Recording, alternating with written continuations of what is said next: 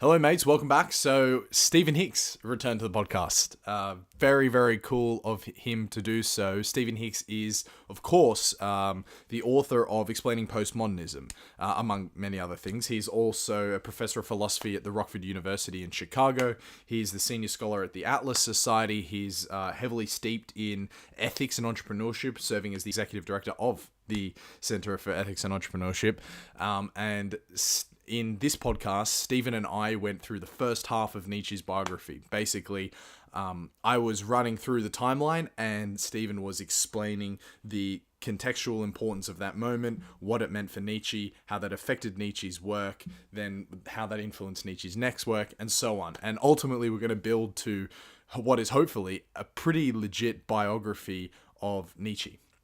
So this is an hour, and like I said, we only got about halfway through. It became very clear towards the end that we weren't going to fit in Nietzsche's whole life in 1 hour. So Stephen has agreed to come back, and we're going to do the second half soon, which will then together, splice together, make for an amazing podcast on Nietzsche, because Stephen Hicks is a genuine expert on Nietzschean philosophy. He wrote a book called Nietzsche and the Nazis, which is fantastic and you need to check out for yourself. The link to the free audiobook on YouTube is going to be in the description. But before we get into the chat with Stephen, I would ask you all to please do me a small favor, because it's us versus the algorithm. You know, I'm a very small podcast, very small content creator. And the algorithms are domains of extremist stand, which is just to say that all of the benefits come at the very, very, very, very, very tail end, where perhaps 0.00001% of the content creators are receiving, say, 90%, 95% of the downloads.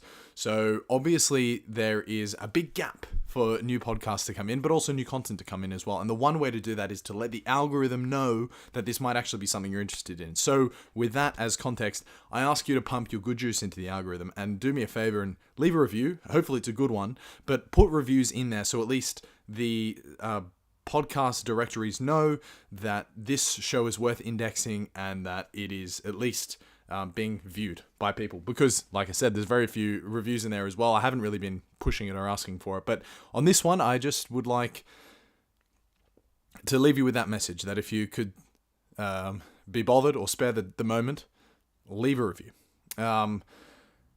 That's all. All of the good links for Stephen's work is going to be in the description. And of course, if you want to be notified when part 2 comes out, then you got to subscribe. Whether you're listening to this on a podcast or YouTube or via the newsletter, you got to subscribe so you're going to know. All right, that's all from me. Cheers. This was a fantastic episode. I get really energized speaking to Stephen. I think he's an amazing thinker. And he just, as you'll see, has a lot of erudition when it comes to the history of philosophy. And here is the conversation with Stephen. Well, welcome back, Mr. Hicks. Thrilled to have you back. Thank you very much. Oh, a pleasure, Ryan. I enjoyed our last discussion as well. Cool.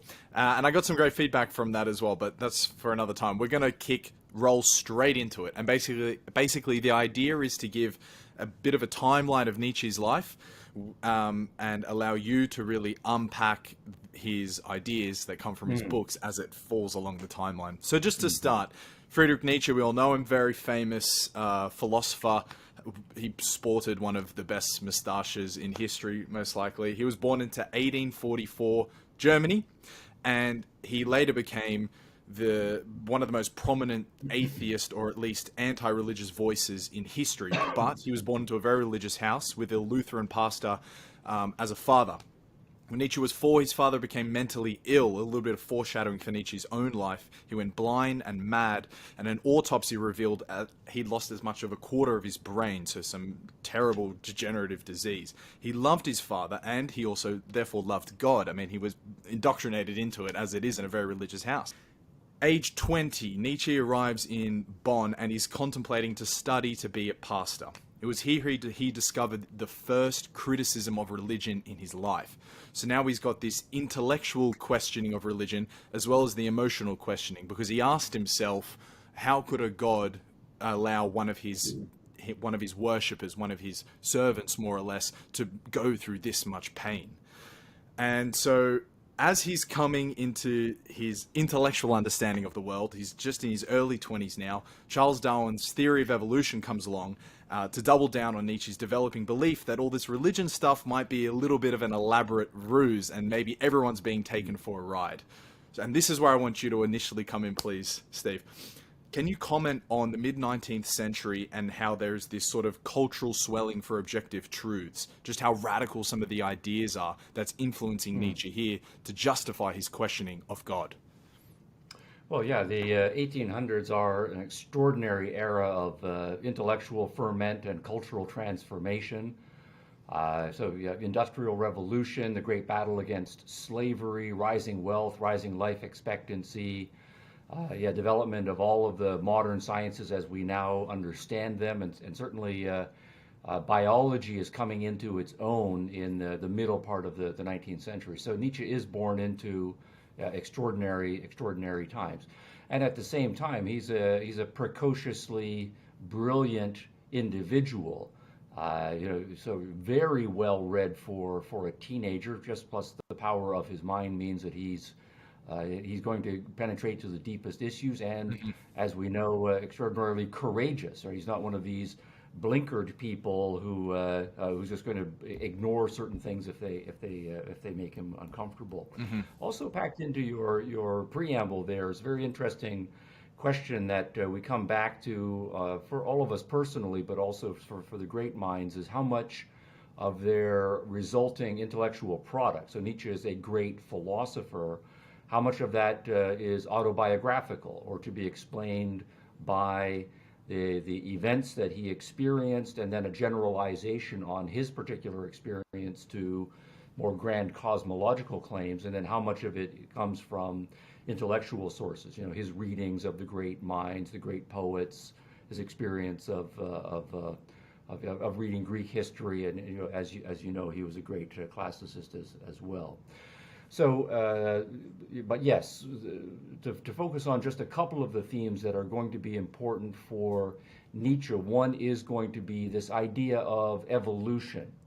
And I think Darwinian evolution is a little narrow for explaining Nietzsche's intellectual context. I mean, evolutionary ideas are everywhere in the 19th century.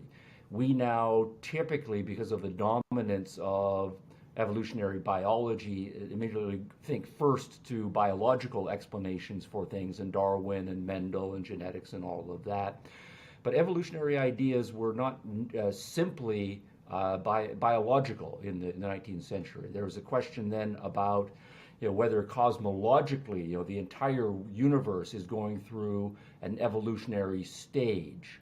And so Hegelian ideas are being developed, and Marxist ideas, and both of those are kinds of evolutionary theories, but they're not at all informed by Darwinian biology. So it's a broader metaphysical concept.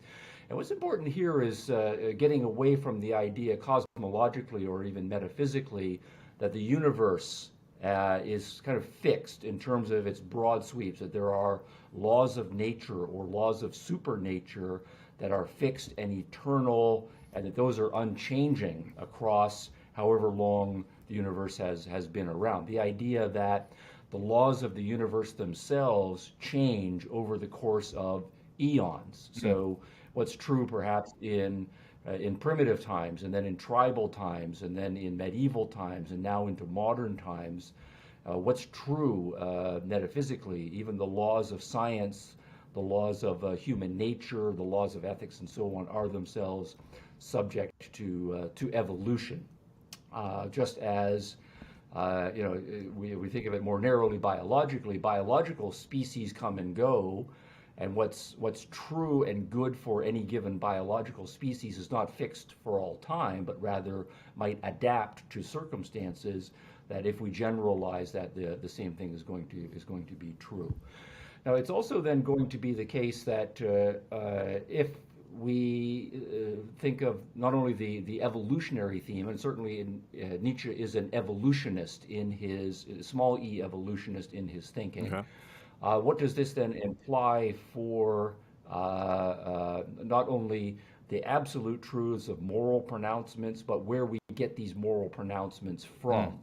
And again, with the rise of science over the course of the previous now really 3 centuries, there's much less belief among the intellectuals that there's a God who kind of delivered once and for all a certain set of fundamental truths about the world, about human obligations, about what the good life is.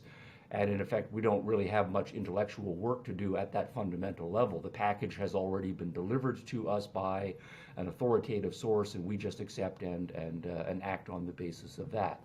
The rise of science means that by the time we get to the 1800s, most intellectuals are agnostic, at best, outright atheist.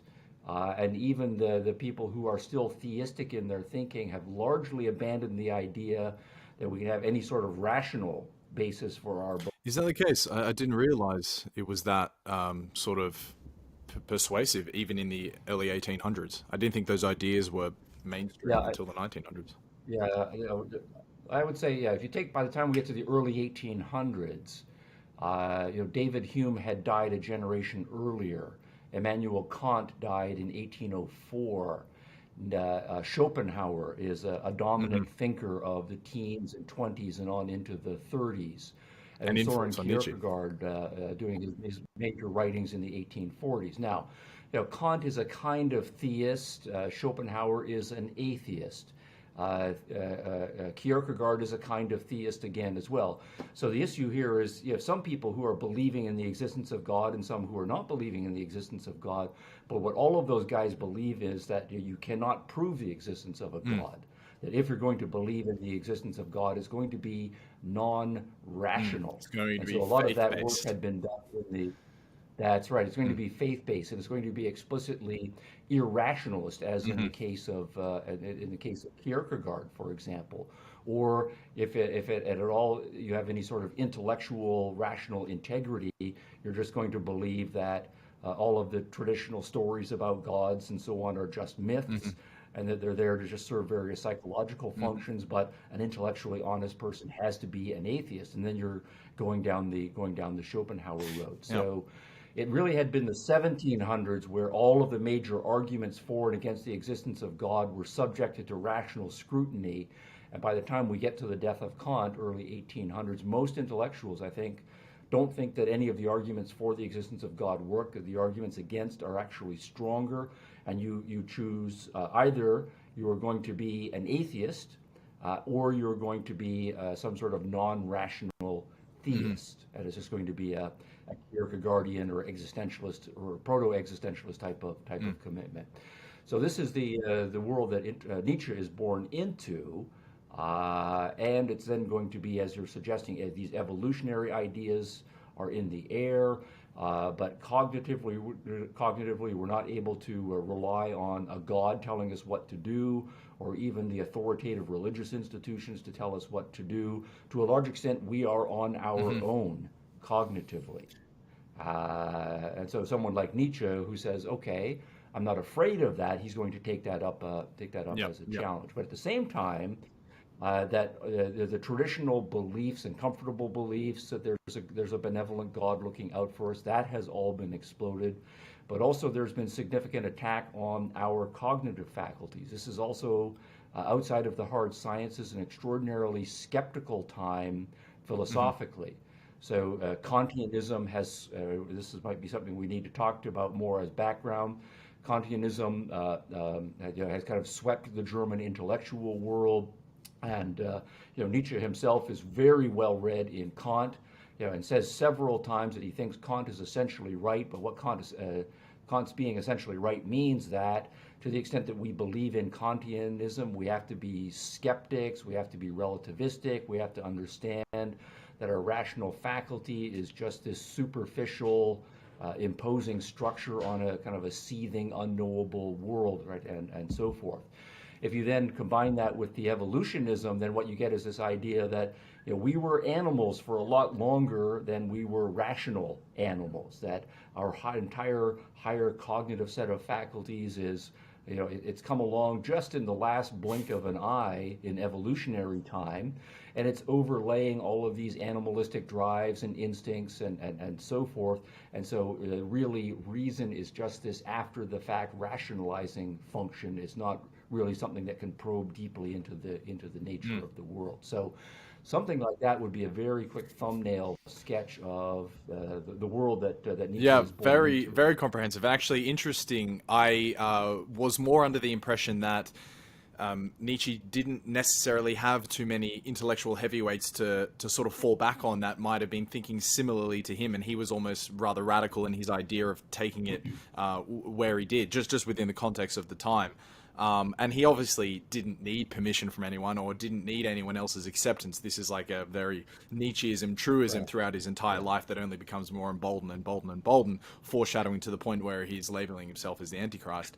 But that is a very, very good explanation of what is the context for the world he's been born into, and now he's becoming an intellectual. He's developing his intellectual chops into.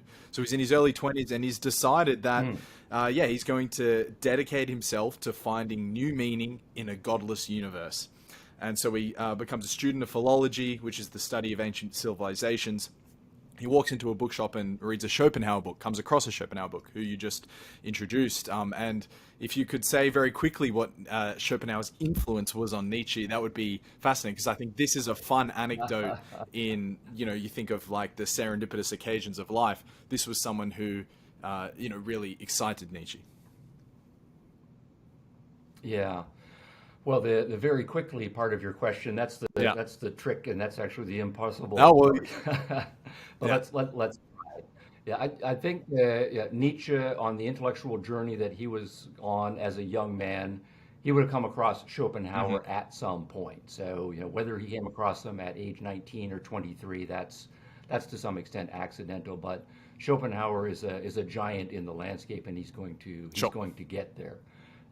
Any number of hugely important intellectuals in the late 1800s and on into the early 1900s, Albert Einstein among them, have engaged with Schopenhauer, and so he's incredibly important. So I think the question then is going to be, um,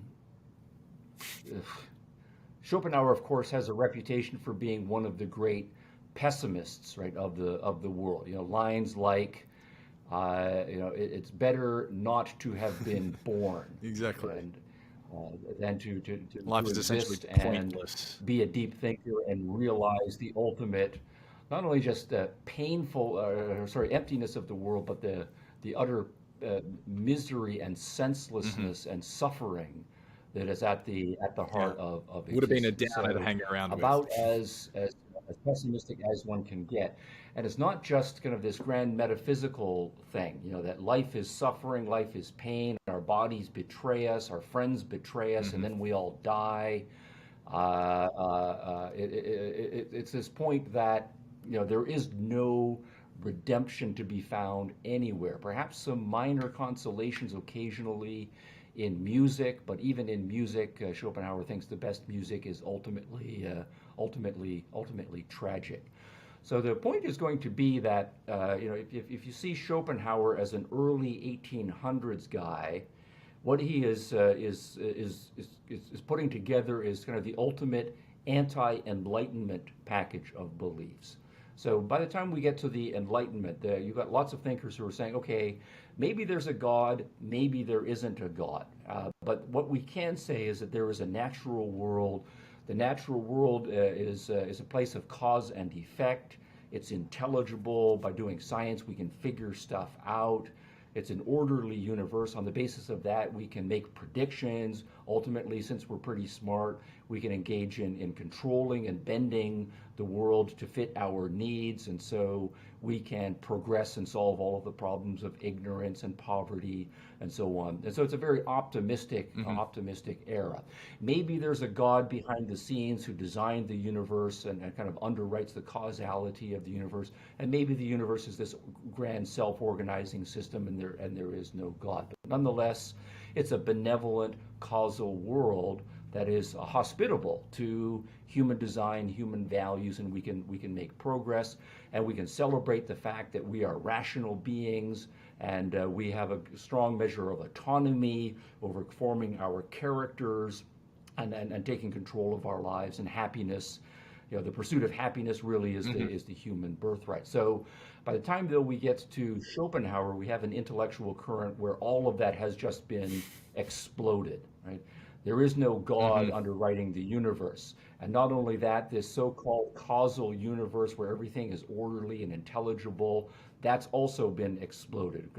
Schopenhauer believes when we have our best possible understanding of the way the universe is, and this is not actually something that we can do very well, we realize that the universe is not at all orderly. It's just this seething, irrational, unpredictable will.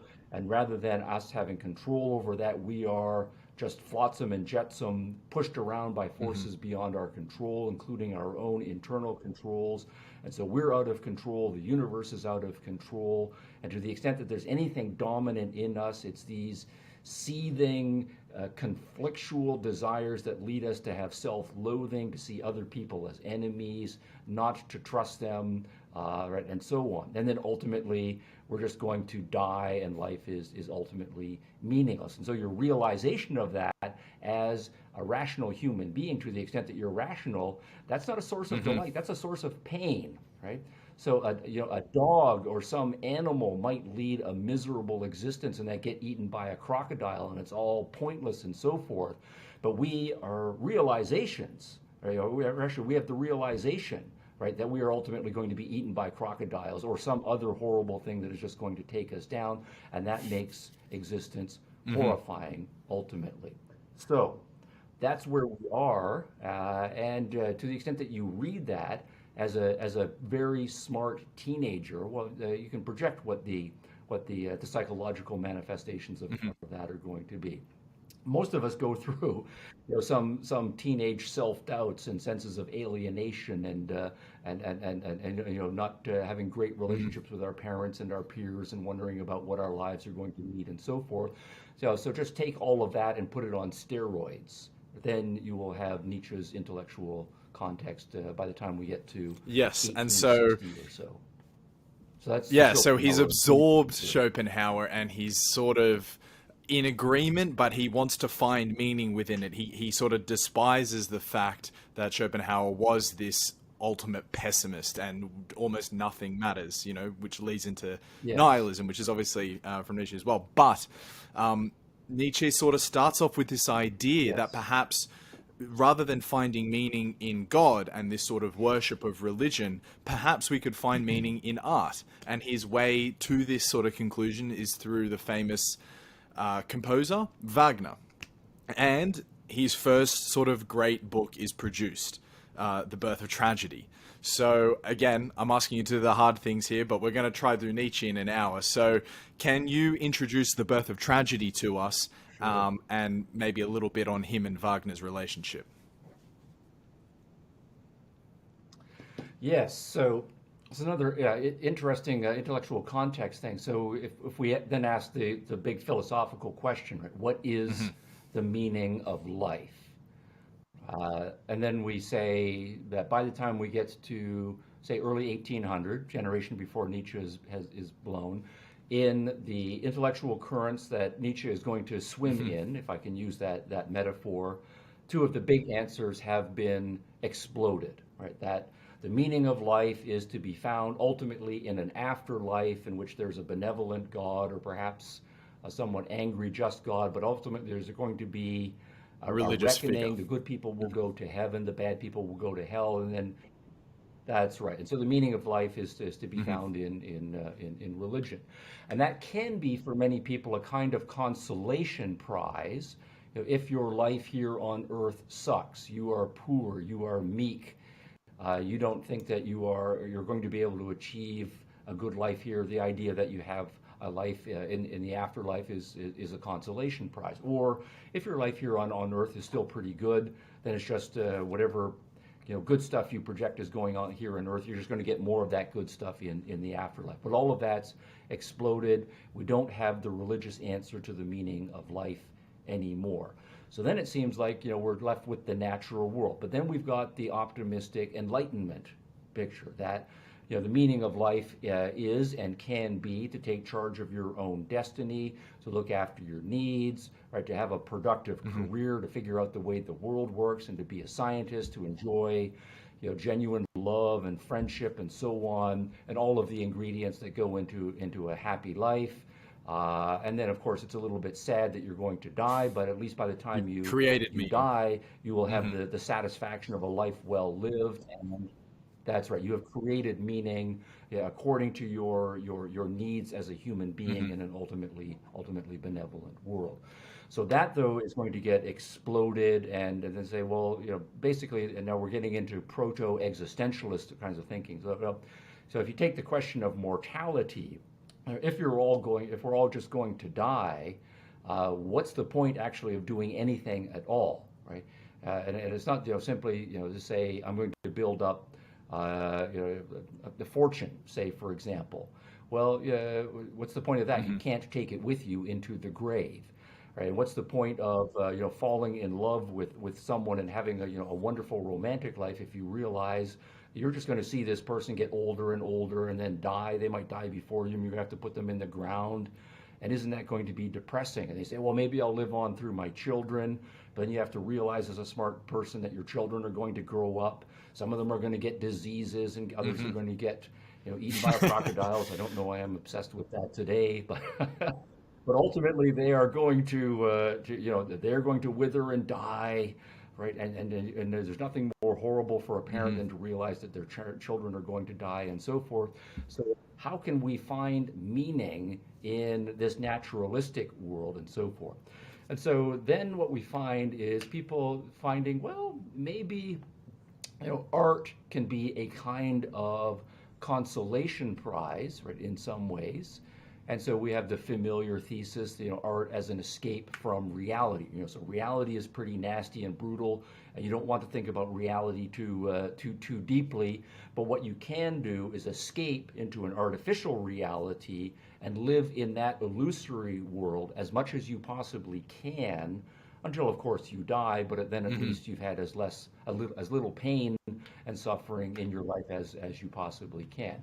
For most of us, that's going to mean being consumers, but for the more consumers of art. But for the more ambitious of this approach here, the idea then is rather than waiting for God to create meaning for us, or for the scientist to tell us what nature has decreed is meaning for us, we can ourselves become creative beings. We can become godlike. We can become artists and create our own worlds, and that's going to be the most satisfying, right, source of meaning, and so on.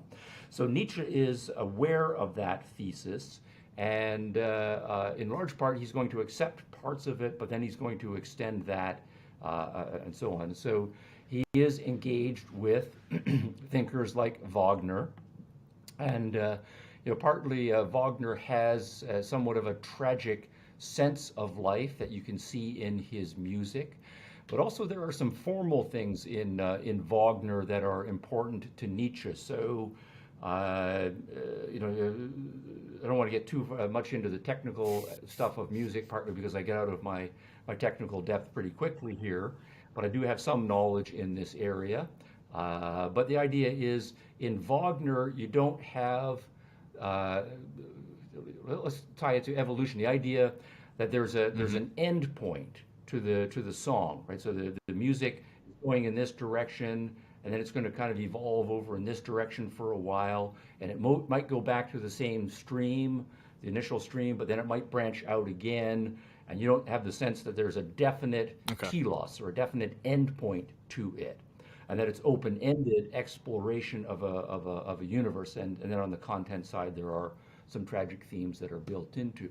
But what that is interestingly, is to give a metaphysical interpretation of music in a certain direction. So if we go back, for example, to, say, an 1800s piece of music, a kind of sonata, the idea is that you have a certain kind of theme that's announced, and it's developed over the course of a certain number of bars, and then it reaches an end.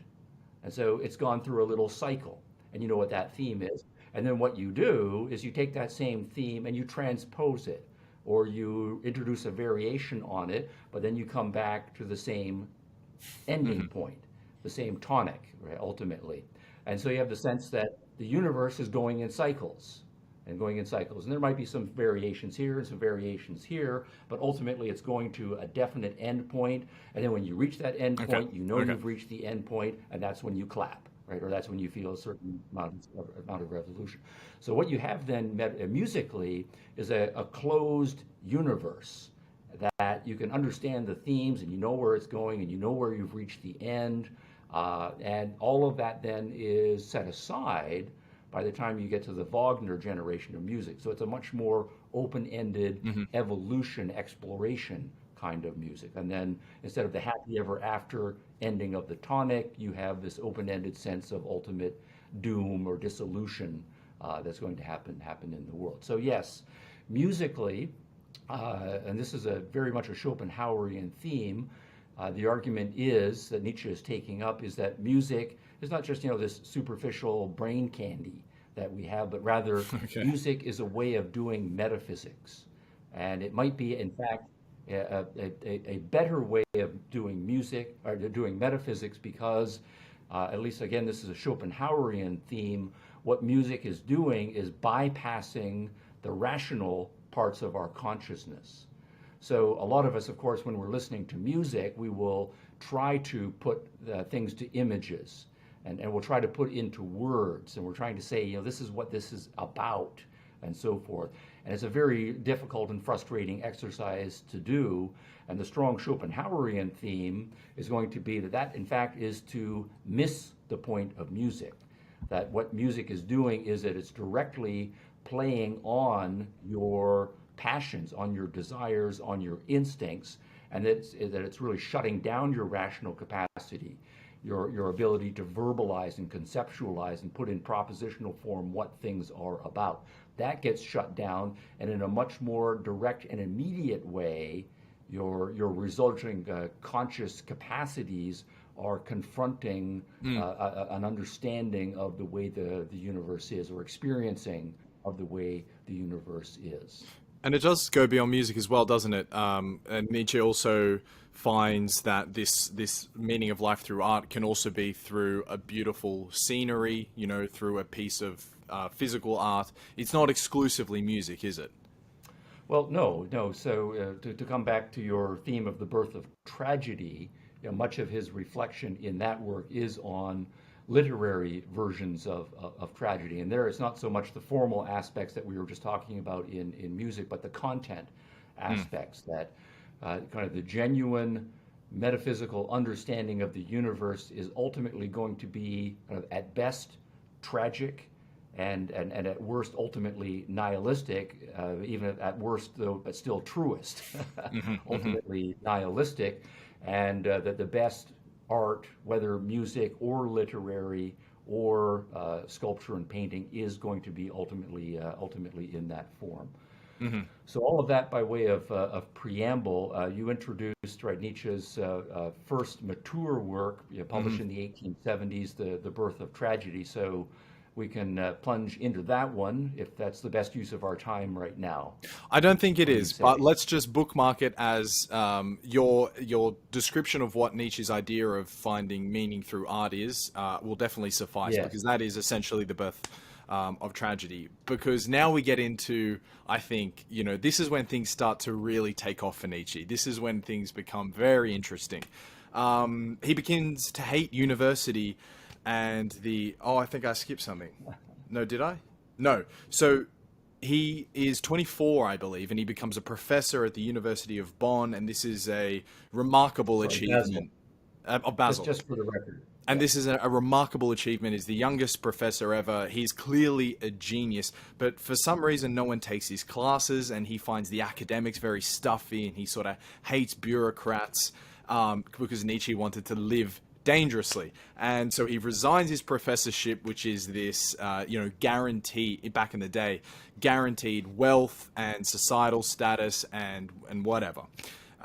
He resigns it, and he goes on a bit of a vagabonding journey through Europe, more or less. And it also coincides with a bad run of health, and this was the foreshadowing from earlier. Nietzsche does have health problems. Just as a fun anecdote on the side, that's why he writes in short bursts, short aphorisms. He could supposedly only concentrate for so long at a time. And so he couldn't write lengthy paragraphs. He would just write a punchy statement, which obviously is also a big part of why he's so romanticized. Before we move to Switzerland, I just wanted to see if you had any good anecdotes from this travel period in his life. And if you don't, we can move on, but I just wanted to check. No, but I would want to say just a little bit more about the experience at the University of Basel. You know, by the reports that I've seen, Nietzsche was a terrible lecturer. Okay. So, you know, in part, it is justified why none of the students wanted to take his classes. Part of it was that Nietzsche is an original iconoclastic thinker, and already by the 19th century, particularly in German, Swiss, Austrian universities and so forth, things had become highly bureaucratized, and original iconoclastic thinkers always struggle in those sorts of environments.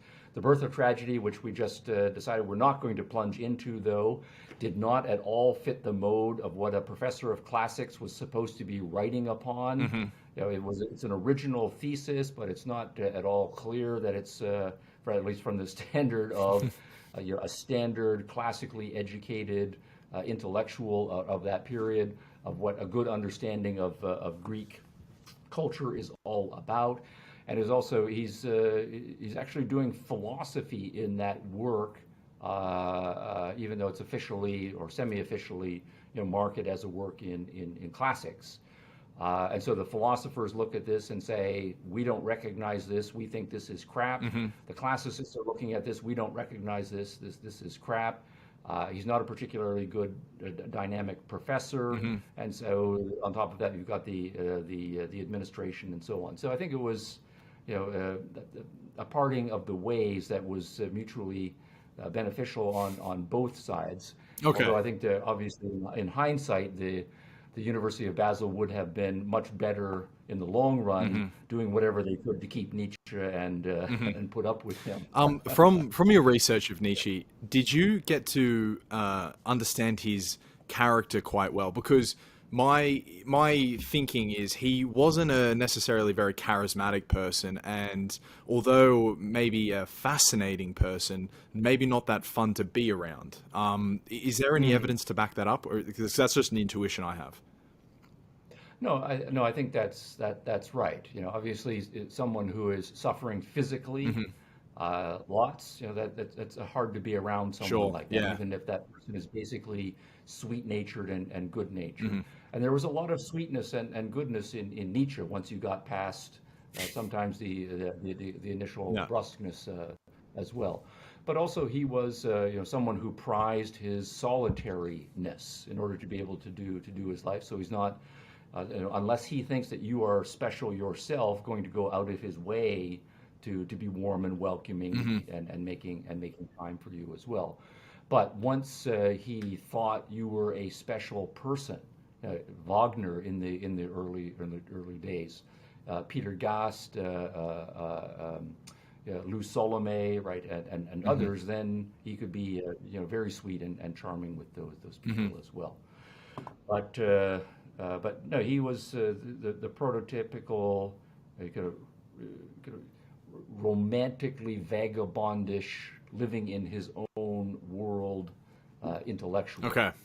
So So let's leave that biographical that.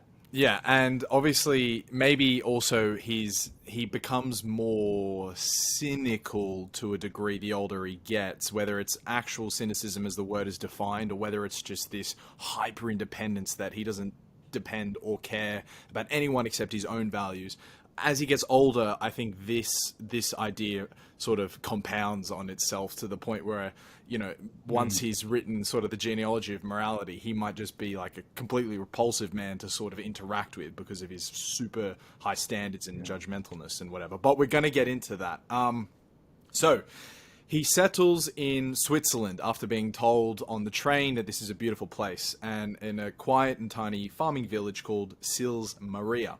And it is here where Nietzsche writes down his legacy with the creation of the books for which he is best remembered today. So it's 1881. He's between 35 and 36 years old, And the beauty of this place reaffirms his belief in an almost artistic meaning for life. And as he's taken a stroll one day, his first big idea is that, or not his first big idea, but a massive idea comes for him, which really shakes him at the core. And it's that suffering should be embraced and not avoided. Schopenhauer wants to avoid it. Religion wants you to redeem for it. Nietzsche thinks we should embrace suffering. And this is also, quite a sexy, romanticized message, which is partly why Jordan Peterson has garnered so much attention and popularity for saying the exact same message. And Nietzsche's, so I wanted to ask you, is Nietzsche the first philosopher to ever make this point specifically, that it is good to suffer and it is good to embrace the suffering? Well, no and yes. I think not in the way you formulated the question, but he does represent an original variation, right, on that question. So I think we have to back up one step. So the place of suffering in life. I mean, one kind of question is going to be, when you think about life in general, how much suffering is it that you take as the norm? Do you take suffering to be something that happens occasionally, but basically life is pretty good? In which case you have a more benevolent understanding of life. You're going to have some suffering in your life, but that's not going to be the dominating thing that you're going to point out to explain what your life is all about and what's meaningful about it. So you have a benevolent, optimistic understanding of life. Or you can make the judgment call that overall suffering dominates in one's life, and that moments of satisfaction and happiness are relatively minor. You'll occasionally have a picnic day and things will seem pretty good, but ultimately suffering is the thing that dominates one's life. So there's an initial judgment call about the predominance of suffering in one's life. Now, overlaying all of that, there still is a difference between a philosophical assessment of suffering and a particular biographical assessment of suffering. So I can, for example, be someone whom life deals or gives me a raw deal. Maybe I'm born into grinding poverty, and I'm born with some sort of physical deformity that makes it very difficult, and I'm born in an oppressively political environment and so forth. But nonetheless, I say, even though those are the biographical circumstances or autobiographical circumstances of my life, I don't think that those say what life can and should be. And so even though my life has a lot of suffering in it, intellectually or cognitively, I'm still committed to the idea that life is pretty good. And that can cut the other way. There are lots of people who are in their autobiographical circumstances. They're born into prosperous economic circumstances. They have very good health. They live in a very free society. Nonetheless, they are convinced, psychologically, that philosophically life is pointless and meaningless, right, and full of suffering and so forth. So I think all of that would need to be teased out. So where we get, though, in the Schopenhauer, Nietzsche, and I think not quite as strongly, but to a significant extent in Jordan Peterson, whom you mentioned along the way, is a fundamentalist, not in any religious sense, but a fundamentalist, tragic sense of life in which suffering is the dominant feature of one's life, and that also in suffering, not only in your personal autobiographical assessment, but that suffering is in some sense the most philosophically important and or philosophically revelatory aspect of one's life that one needs to attend to. And then one's reaction in that context to what your philosophy and your ethics of life is going to be, more specifically, is to be sorted out. So we can say, for example, by contrast to religious views of life, you mentioned those along the way. You might say, this life in the physical world is dominated by physical suffering, physical disappointments, social disappointments, moral disappointments in my own self. But nonetheless, there is a possibility of an ultimately benevolent, beautiful place in heaven. And so ultimately, that person then metaphysically is still an optimist because they believe that the final story is going to be an optimistic one. It's just that this Makes it all particular worthwhile. realm is dominated by so. That's right. And they also then, to get more close to your specific question here, will then say that there is a value in suffering, that partly suffering is to teach you a lesson, that this life is not really the important realm. And so, to the extent that you expect to find value in this world, you're going to be frustrated, but that's teaching you the point that you're looking in the wrong place to find value. And so suffering is a useful corrective to try to direct your energies in the proper direction. And then more strongly, the people who live an ascetic life for religious reasons, think of extreme nuns and extreme monks and those who go and live in the desert and practice mortification of the flesh. The idea there is that what you're doing is going to war against the natural world, which is ultimately the source of suffering. And to the extent that you can suffer as much as possible, in some sense, you will break your earthly bounds. And also at the same time, you will prove your worthiness to be redeemed to the higher world ultimately. So you'll get a breakthrough by going through as much suffering as you possibly can. And that's a kind of religious redemptive understanding of suffering. Now Schopenhauer, of course, is different there because he doesn't believe that there is any sort of supernatural redemption that is possible. Instead, he does think that there's an imperative to intellectual honesty, to recognize the world as it actually is. But at the same time, he believes that to the extent that you are intellectually honest and you realize just how tragic and ultimately meaningless rather the world actually is, it is intolerable. Human beings cannot bear that. And so your choice really is to wish that you had never been born, or given that you had been born, to try perhaps to summon the courage to commit suicide and to end your suffering. And then if you can't quite bring yourself to do that, then all you can do is find some sort of escapes from it, perhaps, and this is back to the art thesis as well, or the music thesis as well. Find some sort of releases where you are, you're in an alternative reality that is still giving you hints of the way reality is ultimately, but is making it at least tolerable. It's a kind of palliative along the way.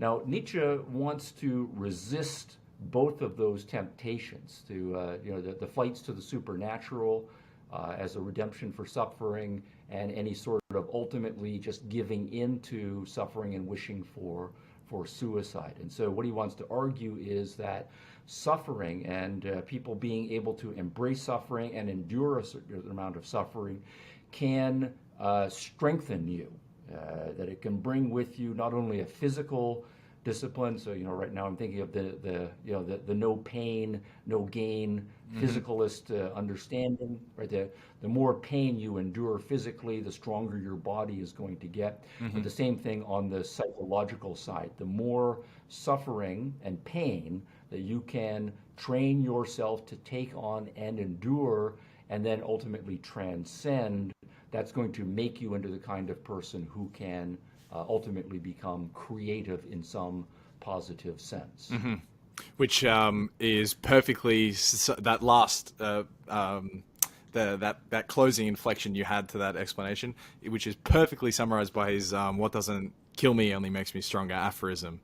And I wonder if that came from there as well.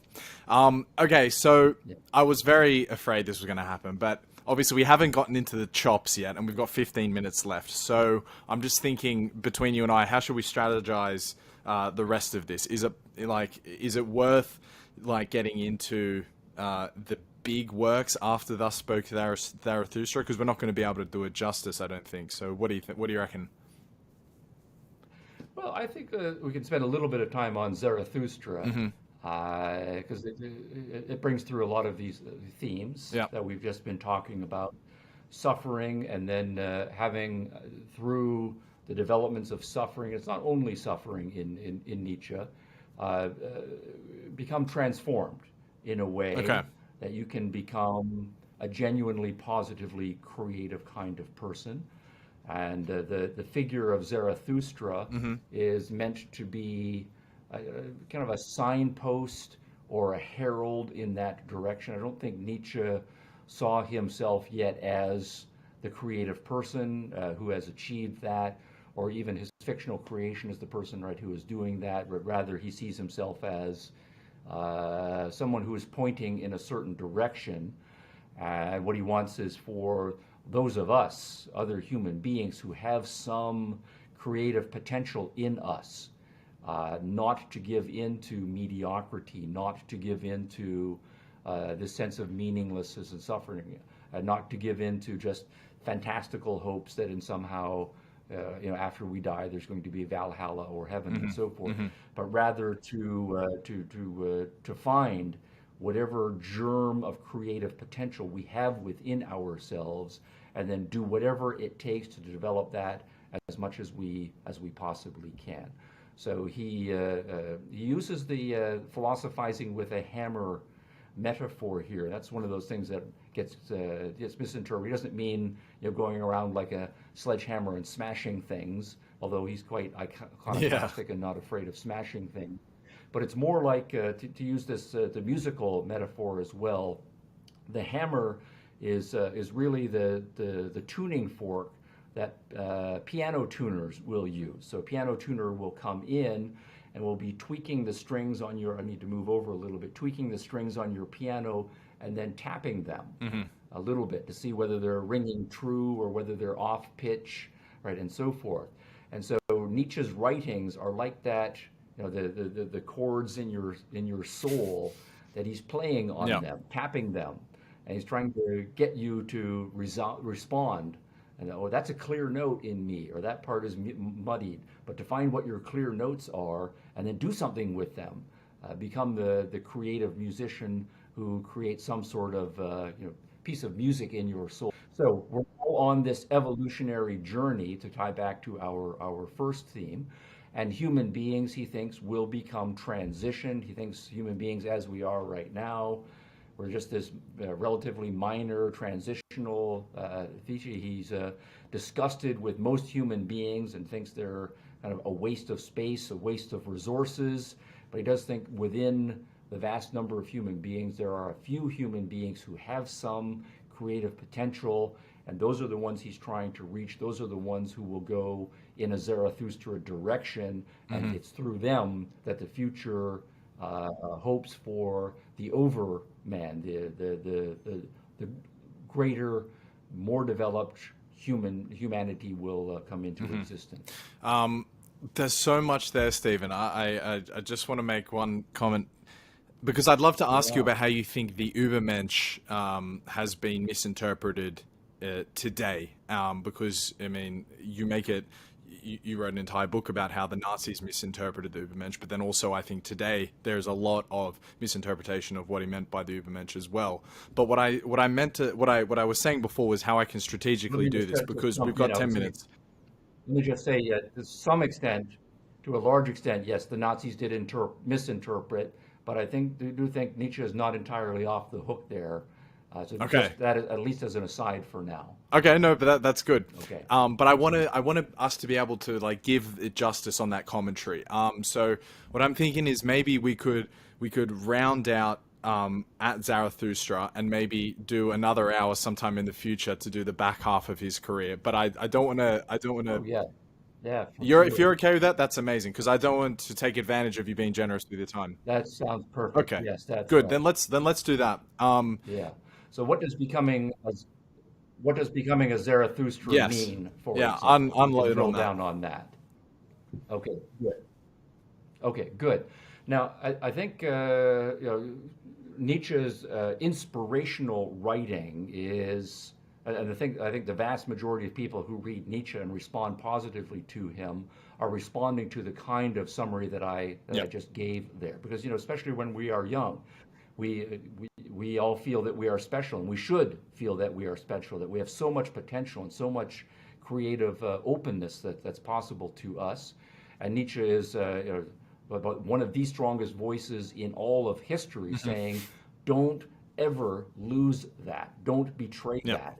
right? And that's thrilling to us as young people. Yeah. And Such a of course, the great seductive tragedy idea. is that most people lose that by the time they are in their middle 20s and so forth. Hmm. But don't ever give up on the hero potentially inside your Hmm. soul. So where though I think Nietzsche opens the door to lots of so-called misinterpretations that I don't think in many cases are misinterpretations is that because of Nietzsche's philosophical assumptions, he cannot say with any degree of specificity what the new creative geniuses are going to be like the post-Zarathustras. What he is going to say is nature is not telling us what it is properly to be a human being. God is not telling us what it is. We are totally autonomous in that sense, creative agents. And different creative agents are going to go in very different directions. So if we just think about musicians or artists, right now, we can be generally encouraging of young people who've got artistic potential to do their own thing, but there's no way for us to predict what direction great creative music is going to go in 10 Hmm. years or 20 years. And it would be totally inappropriate for us right now to say to a young musician, here are the themes that you have to develop, and here are the proper forms that you can use, right, and so forth. We can suggest all of those things, but it is ultimately has to be up to the creative genius himself, or even if we're not a creative genius, the creatively talented person, to make our own decisions and go off in our own direction. But it's not just in music, because the creative people are not necessarily going to be artists. They Hmm. might be politicians. They might go into the military. They might go into to business, although Nietzsche's a little more Yeah. suspicious of that one. They might go Mm. into any walk of Warriors. life, and the point is that from our currently limited human perspective, we cannot predict or tell them what direction Hmm. things ought to go. It's completely open-ended.